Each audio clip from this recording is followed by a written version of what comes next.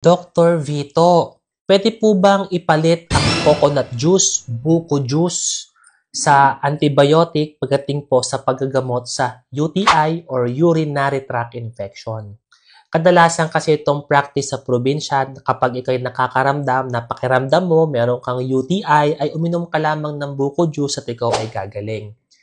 Ang sagot po dyan ay wala pong napatunayan na may antimicrobial activity na matatagpuan po sa coconut water or buko juice para maging kapalit po ng antibiotic pagdating po sa UTI or urinary tract infection.